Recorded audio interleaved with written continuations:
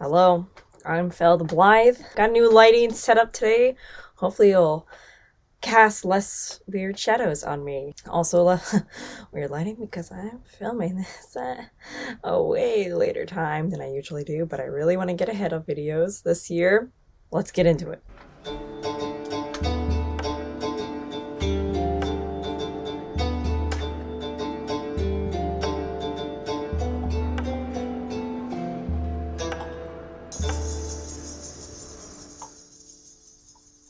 Okay, got my tea.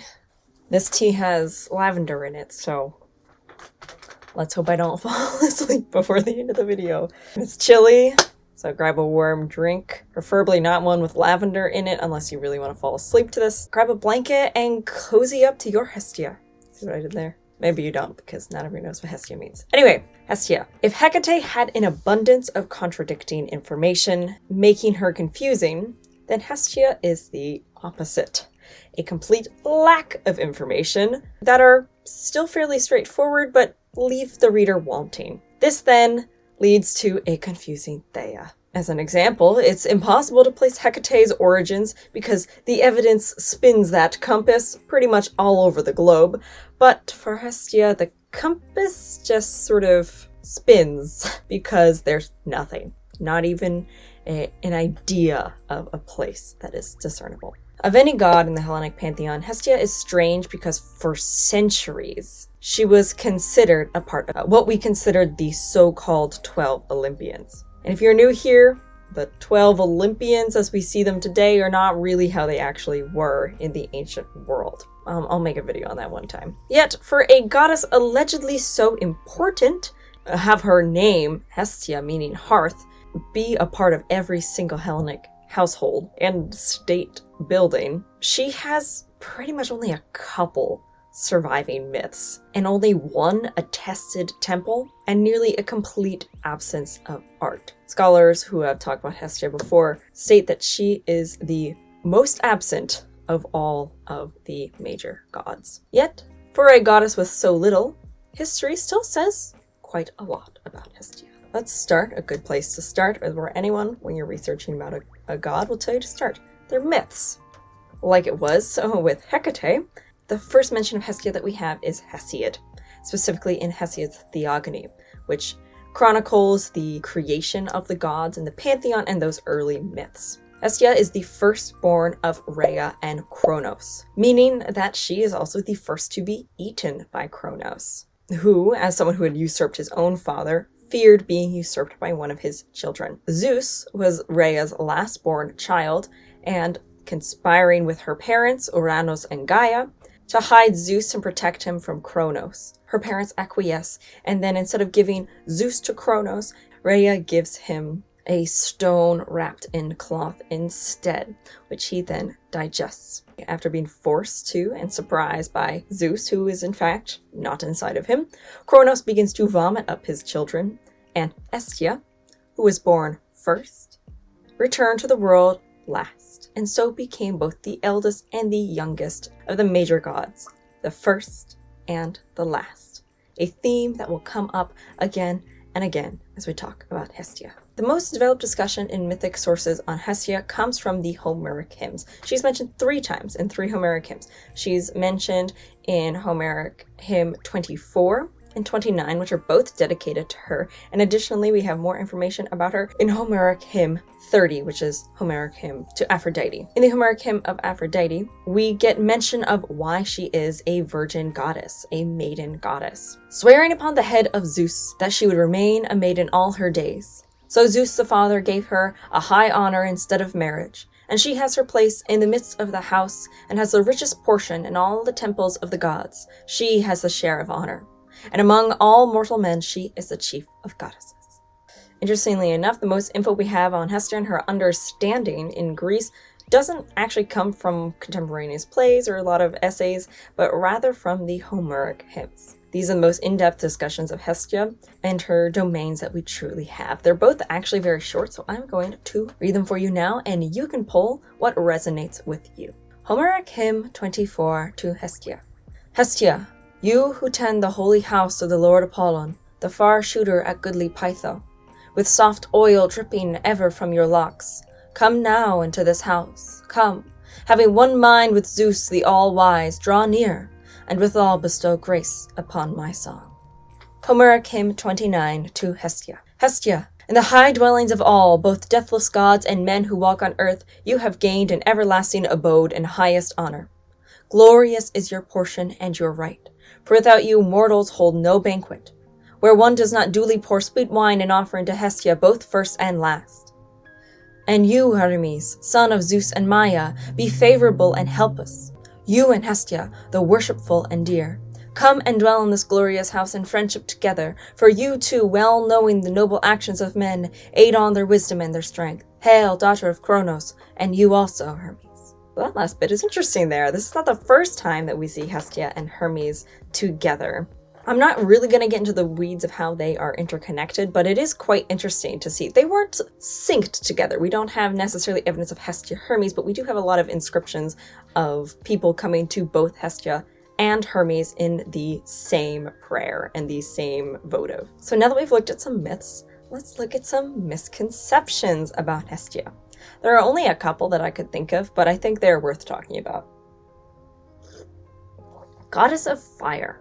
In one of the secondary sources that I was looking at, a book entitled The Dictionary of Greek and Roman Biography and Mythology, 3,700 page classical dictionary written in 1844, the editor, William Smith, mentions Hestia as a goddess of fire. This was a common belief about Hestia in the Victorian age, but was surprisingly quickly debunked as early as the 1890s. This, however, did not really prevent the idea from continuing on, but most scholars do agree with this, this take. While a hearth is not really alive without a fire, Hestia literally means hearth. Thus, the hearth is her domain.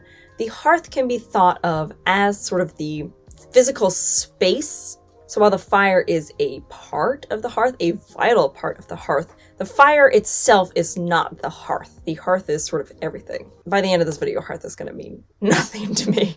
And there is little evidence to suggest that Hestia is a deity of fire divorced from the concept of the sacred hearth. I hope that distinction makes sense. Another byproduct from our friends, the Victorians, is Hestia's connection to the Roman goddess Vesta. Vesta is the Roman goddess of the hearth. In fact, Vesta appears to be the only goddess that comes even remotely close to Hestia's domain. Every comparative study of Hestia leaves scholars wanting, because there simply is none like her. Even with Vesta, their domains and their mythology is very similar. However, their cult worship is drastically different. In Rome, there were the Vestal Virgins, which were a public state cult to Vesta that involved prominent daughters of Roman senators or Roman citizens who would then basically give their daughter to the state to serve the sacred flame for a certain amount of years, and then they would marry off and no longer be Vestal Virgins. There was no such institution in Greece. It is important to note that Vesta did seem to exist in pre-Hellenized Rome, despite the fact Roman writer Cicero seems to believe that Vesta was of Greek origin. This appears to be likely false. So how do we get these two similar goddesses? How do we get them in two different parts of the world at the same time? There's a couple of theories. One of them is that there was a lot of cultural exchange in what scholars tend to call the Greco-Italiates, which would be southern Italy, Sicily, and Greece. Potentially a goddess developed there and then crossed the Mediterranean and then developed kind of on their own. That's a long-winded way of me saying which came first, Hestia or the Vesta. We don't know. Love history, folks. So who is Hestia then? And how was she worshipped? Hestia, first and last, she who receives a part of every single offering. First and foremost, Hestia is the goddess of the hearth. Hestia literally means hearth. She is one of the only gods, if not the only of the major gods, whose name is a noun that was in common use and is still in use today. In ancient Greece, the hearth was basically this fire that roared internally within your house or within a building. The fire was supposed to be kept going except in times of death. In one of the sources I was reading, they mentioned that when someone died, the hearth was temporarily extinguished and then relit from usually the city hearth. She's a goddess of hearth and makes her kind of secondarily a goddess of hearth, home, and domesticity. Some scholars associate baking and domestic arts with her. Domestic arts at this time are a little bit different than what we tend to consider domestic arts. Name and origin. How did Hestia come to be? Well, this is another thing that scholars have not been able to really figure out. Farnell believed that Hestia exists because she's an anthropomorphized hearth.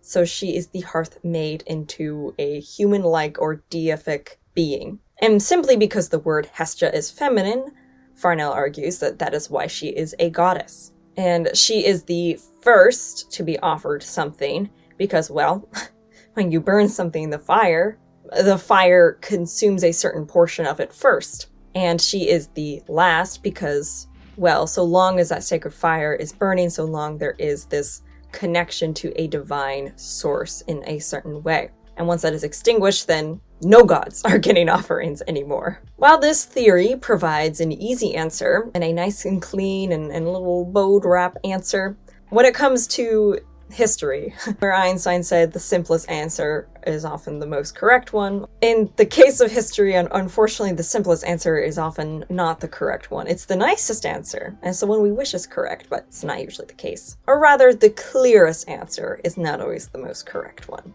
As for her name, there have been many attempts to reconstruct it under the PIE, the Proto-Indo-European language model. Some say her name means fire or dwelling, but no meaning has been ultimately accepted. Even ancient writers were confused as to the nature of her name. Plato writes in Cratylus, "First then, in connection with the second of these forms, it is reasonable that the essence of things be called Hestia. And moreover, because we ourselves say of which that partakes reality it is, estin. The name Hestia would be correct in this connection also." And Hestia would be pronounced Estia, not Hestia, which is what I tend to say. I don't really have a reason for it, but I alternate between how I pronounce things. So reality, estin, I guess I can see where Plato's coming from. However, most scholars do agree that Plato's imagined etymology doesn't actually hold any merit at all. But I certainly think the idea of the hearth as the essence of reality can hold some sort of spiritual meaning, even if it's retroactively applied. Hestia, cozying up by a nice warm fire and making some bread and maybe sitting with one of your loved ones. Nothing just makes me think more about the state. When talking about worship with Hestia, like anything in Hellenism, is as I stated previously, Hestia only had one official attested temple in Greece that we know of and that I was able to find, and this was located in Olympia. We unfortunately, however, don't know that much about it, and additional evidence suggests that it might have actually been shared with Poseidon and Zeus or Artemis. However, this lack of temples does not indicate a lack of worship. Farnell points out that this is actually likely because every Prytaneion, which is the seat of the government in a Greek city-state, was considered in a way her temple. The Prytaneion contained the hearth of the entire city, and thus stood to represent the city and the life force of the city itself. This is where Hestia was offered to on a very public level. So in this way, Hestia is a goddess of the state. She is the embodiment of the state's life force. So long as the hearth burns, the state and city are alive. I mean, the symbol of passing a torch at the Olympic Games has its direct roots in the rekindling of a city's hearth. For a goddess of the state, and in many ways the life force of ancient Greece,